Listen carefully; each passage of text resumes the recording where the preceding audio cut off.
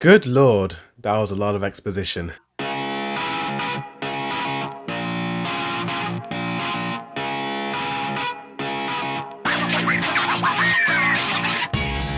Yo, what's good, supported reviews and heavy spoilers for episode 3 of the Bleach Thousand Year Blood War arc, you've been warned. Let's start with the positives. I really loved how they brought back some of the original OST songs from the original Bleach anime. It was nice seeing the three Halle Bell girls getting some more screen time in this episode and unleashing their ultimate ace, which is this mega hollow that is just a walking mass of destruction. I remember a similar creature in the original Bleach show during the Eisen arc appearing. I'm not quite sure if this is the same character. I love some of the scenes with Uryu and his dad. Uryu, despite being a Quincy, still deep down wants to help Ichigo and his friends and trying to uncover who these Quincy's are and why they're doing what they're doing. His dad has always come across quite cold and unloving, and despite him helping Uryu train to get his Quincy powers back, he hasn't actually showed some affection or love towards him, and he's not really telling Uryu what's going on or why the Quincy's are suddenly back all of a sudden. But I get the vibe that this dude is trying to let Uryu find out the answer by himself, with him giving him hints every now and again. I like the fight between Ichigo and this creepy Quincy dude from last week's episode. The dude has such an interesting power. He seems to absorb the spirit energy. I like the way they depicted the spirit energy disintegrating from the characters. I also like how those two kid characters made an appearance in this episode. I thought they'd be like one-off characters, but it looks like they're gonna probably play a bigger role in the future episodes. But dude, what was with that one squad captain lieutenant dude who looked just like Aizen? And I also loved the conversation between Yamamoto and the squad 12 captain. The captain seems really annoyed with Yamamoto. It's the first time any character has talked back to Yamamoto or has shown some annoyance towards him, and it seems from their little talk that the leader of this Quincy army was a rival of Yamamoto back in the day, and if Yamamoto killed him back in the day, then none of this Quincy invasion stuff would have happened. But that's all left to the imagination. We don't get all the answers just yet. In terms of the mixed aspect of the episode, it did feel kind of fast. I wasn't expecting the Quincy army to just invade Soul Society all of a sudden in this episode. While I do appreciate the faster pacing and just getting to the point, I do wish they sort of extended a little moments here and there, gave us time to breathe, but maybe they'll do that in the future episodes.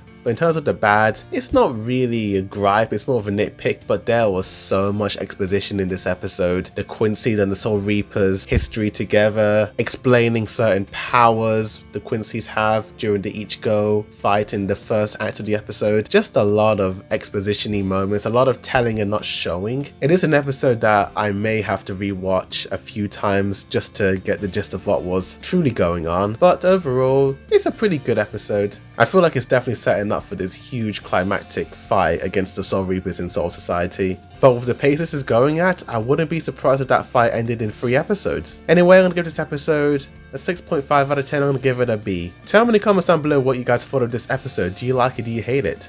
Like this video, subscribe for more anime reactions, reviews, comparisons, breakdowns, rankings, and more. But thank you for watching, and as always, a boy did review, signing out.